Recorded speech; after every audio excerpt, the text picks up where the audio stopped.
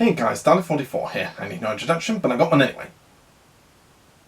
Happy 2026 everyone. It's the end of 2025 and the start of 2026. And we can all look back on all those highlights we've had this year. Christmas presents, summer holidays, and those Christmas specials that appeared on TV.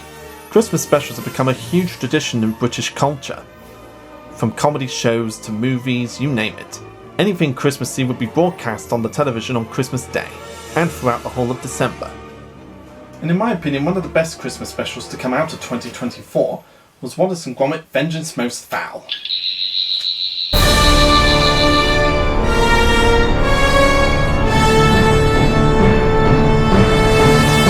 Wallace Gromit Vengeance Most Fowl is a 2024 British animated comedy film produced by Aardman Animations for the BBC and Netflix. The 6th instalment in the Wallace & Gromit series, and the second to be feature-length following The Curse of the Were-Rabbit from 2005. It was directed by Nick Park and Merlin Crossingham, and written by Park and Mark Burton. Vengeance Most Fowl was the first time we'd ever seen Wallace & Gromit in a big adventure since A Matter of Life and Death in 2008. So this was quite a highlight for us in Christmas 24. This film not only brought back our favourite claymation duo Wallace and Gromit, but it also brought back iconic series villain Feathers McGraw. TV tonight is gonna be rockin'! Yeah! Get out your cheese and crackers as we take a look at Wallace and Gromit Vengeance Most Fowl. Wallace has invented a robotic garden gnome called Norbot and opens a business hiring it out to work in gardens. Gromit feels left out and is concerned about Wallace's reliance on technology. Annoyed at Norbot's loud recharging, Gromit plugs it into a computer in their basement. The master criminal penguin Feathers McGraw hears about Norbot on the television while at the zoo. Plotting revenge against Wallace and Gromit for foiling his plan to steal the blue diamond, he hacks into a computer and reprograms Norbot to serve him and mass-produce an army of gnomes. While working at homes around the city, the gnomes steal various objects. Chief Inspector Albert McIntosh and his new recruit, PG Mukherjee, conclude that Wallace is responsible. They confiscate his inventions but do not find the gnomes. Gromit reclaims Wallace's tracking device from the police station and tracks the gnomes to a zoo where Feathers is imprisoned. He discovers they have used their contraband to build a submarine for Feathers to escape through the sewers. And it's up to Gromit to stop Feathers McGraw's sinister plan to steal the blue diamond, deactivate the Norbots, and clear Wallace's name. In my opinion, Vengeance Most Fowl is one of the best Wallace and Gromit films we've had in a long time. Vengeance Most Fowl definitely delivers on being a great adventure for Wallace and Gromit, and being their second feature-length film since The Curse of the Were-Rabbit in 2005.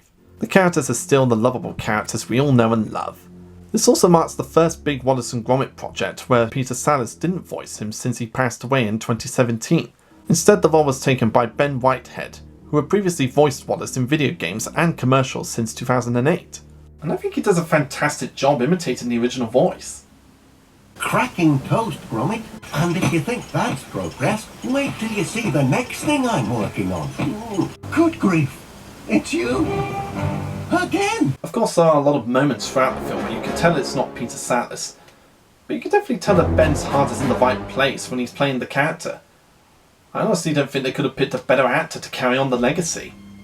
You captures the exact same enthusiasm and the exact same heart that Peter Sallis had. And speaking of Peter Sallis, there's a lovely little tribute to him in one of the scenes, where a coat and hat hung up in Wallace and Gromit's house is exactly like the one that Norman Clegg wore in Last of the Summer Wine, a character that Sallis had previously played. Gromit is the lovable and faithful canine companion to Wallace, and it goes without saying that he's the brains behind the master, since he's often the one that helps Wallace out of a sticky situation and is usually the one to sort out things. And his role in the movie is kinda similar to how it was in the Von Trousers, except for the fact that he doesn't get kicked out of the house this time. But you definitely get the same vibes from the character from the Von Trousers, where as soon as Feathers McGraw enters the picture as the lodger, he begins to make Gromit feel left out and toys with his emotions throughout the Von Trousers. Except in this film, Norbot isn't intentionally trying to make Gromit feel left out and jealous, it's just in his programming to keep things neat and tidy. And Norbot, voiced by Reece Shearsmith, is Wallace's latest invention designed to do jobs around the house. But his personality setting is altered by Feathers McGraw halfway through the film. It makes sense for Wallace to create a robot gnome since he has garden gnomes throughout his house, as well as all the other neighbours in West Wallaby Street. And his voice provided by Reece Shearsmith really suits his personality. For Norbot, they could have easily given him a high-pitched voice like you'd expect gnomes to have. but they opted for a more gruff northern accent, and I think it works in its favour.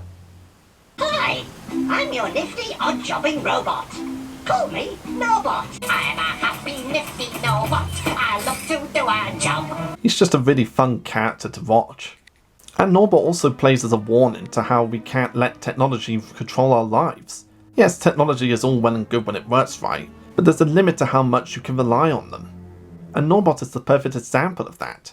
How some bits of technology work really well, how some work too well, and how some can go wrong. We also get the return of Peter Kay as Chief Inspector Albert McIntosh, former police constable having been promoted to Chief Inspector. Kay reprises his role from Wallace and Gromit: The Curse of the Were-Rabbit. He's also joined by Lauren Patel as PC Mukherjee, the plucky young police officer who has been taken under McIntosh's wing. The relationship between McIntosh and Mukherjee is one that many would have seen in previous comedies before this, where you have the higher up officer who's not all that bright, and the officer in learning who knows a little bit more than the superior does. But because of the two's chemistry, it really works for Wallace and Gromit. And it's just a delight to hear Peter Kay return as McIntosh all these years later. And Peter and Lauren just play that dynamic really well. You can really tell how much fun they're having recording their lines together. How long have you been with us now? Since 9 a.m. this morning, Chief. Well, you can forget what you've learned at training college, because at the end of the day, there's just one thing that matters in this job. A copper's guts. Copper's guts, sir? Instinct. The important stuff's not up here, it's down here. And it marks the first time we've seen McIntosh since The Curse of the Were-Rabbit, and Peter Kay just gets back into the role effortlessly. You would never tell that he's been absent all that time. We also get some side characters like a news reporter from Up North News on your doorstep, get it? And a TV news presenter, Anton Deck, get it too?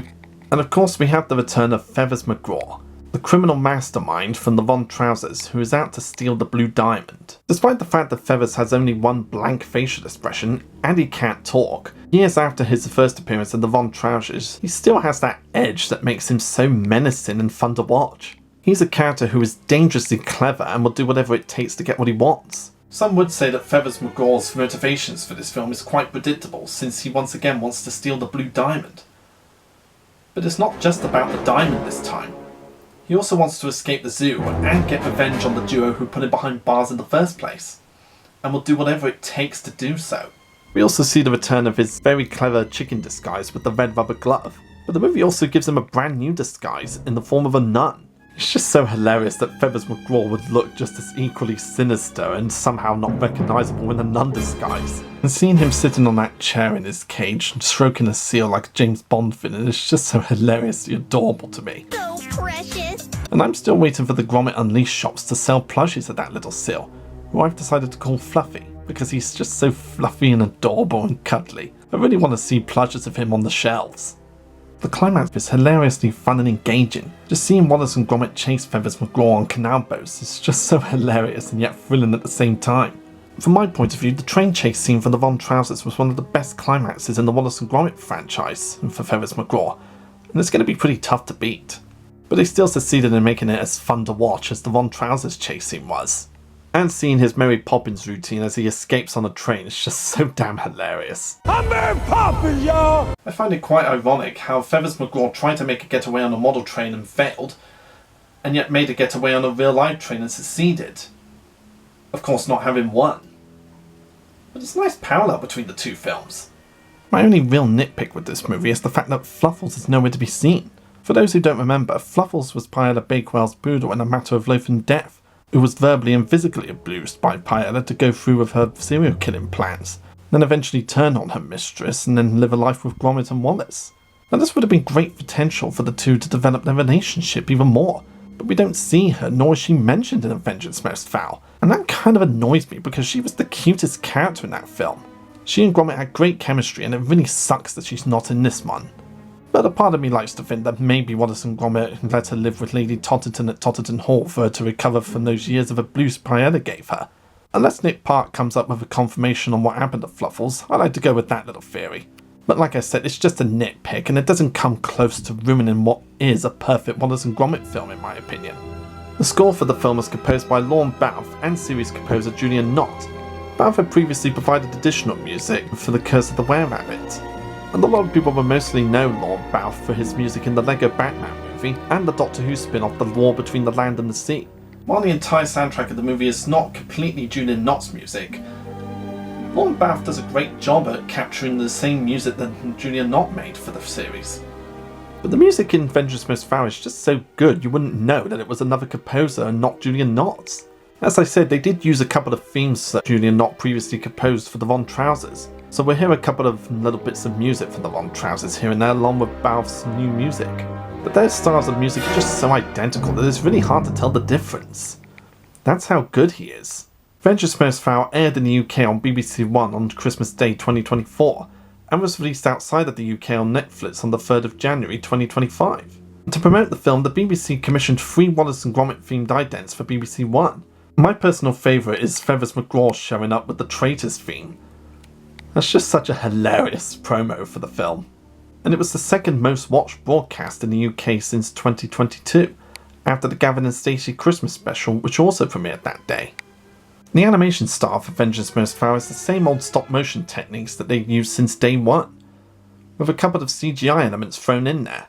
A majority of the visuals in this film are all completely stop motion and handmade, with CGI only being used when it's needed for explosions, water, backdrops behind the buildings, you name it.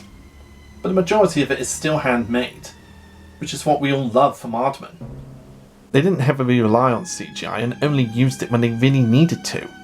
And there are tons of nods to previous Wallace and Gromit films, as well as a few Easter eggs here and there. There are so many references to previous Wallace and Gromit films that you might have to make a top whatever list to point them all out.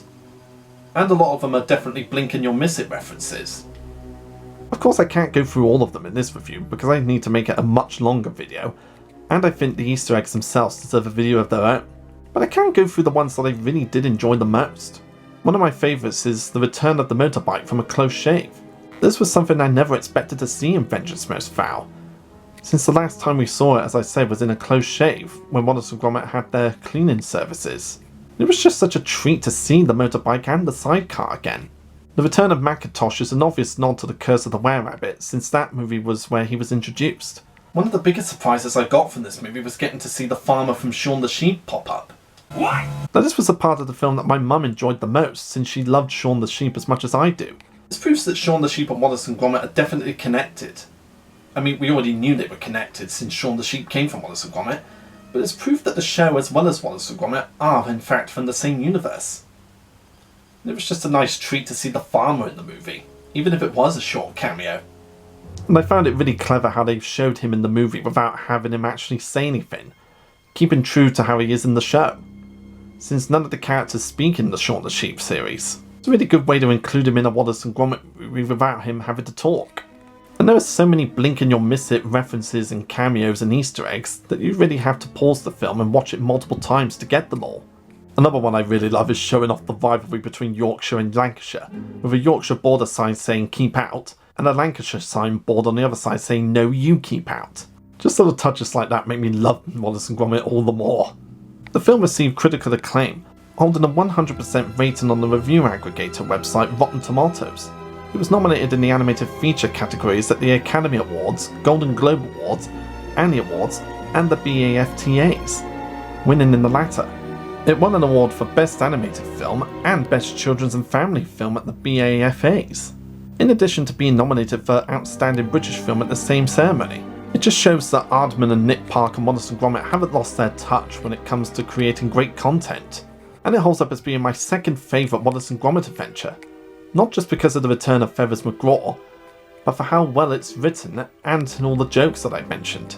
And pretty much every Wallace and Gromit fan went absolutely bananas when they announced that Feathers McGraw was coming back for this movie.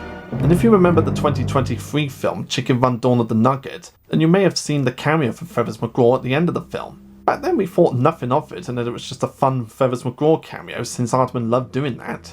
But it may have also been a little teaser to Feathers coming back in the next Wallace and Gromit adventure. But whatever way you look at it, it was just awesome seeing Feathers in that film, as well as seeing him be the main villain in Vengeance Most Foul. Vengeance Most Foul, in my opinion, is one of the best films Aardman have ever put out, as well as being one of the best Wallace and Gromit adventures ever made. It has the same love that the previous Wallace and Gromit adventures had. The animation really shows how far Aardman had come since the 80s, and it's just an all-around fun film, and a well-deserved return for Feathers McGraw. Vengeance Most Fowl was definitely the biggest highlight of Christmas 2024.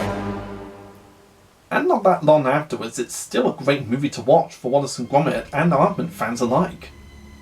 It's a film that I highly recommend checking out if you're a Wallace and Gromit fan, Aardman fan, and animation fan in general. You'll get a lot of enjoyment out of it, you'll have a lot of fun seeing Wallace and Gromit get up to their usual antics, and you'll love seeing Feathers McGraw's return to our TV screens after so long. It's easily among one of the best films to watch during the Christmas period.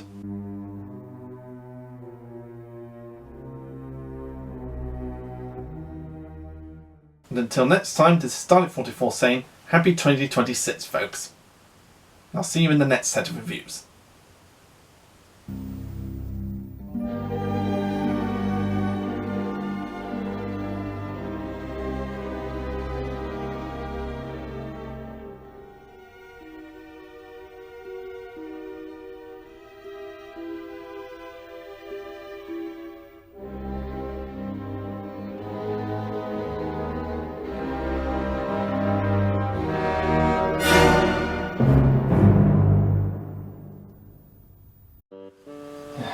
Lovely jubbly. It'll be a real shame when I've got to take this all down in a few weeks' time. That's always the depressing part of Christmas, isn't it? When it ends and all the decorations have got to come down in the new year. Still, I suppose I can even it out a bit while I'm doing it. Yeah, I suppose if I start with all the Christmas decorations, like the ones on the Christmas tree, and then move on to the lights, and then do everything else, then should have it done in about a day. That should work out alright. Ow.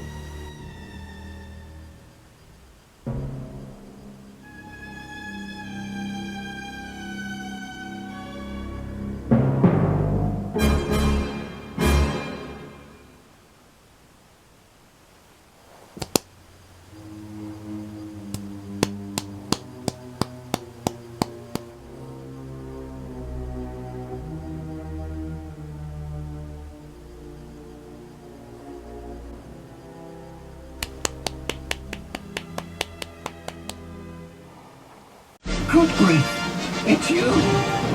Again!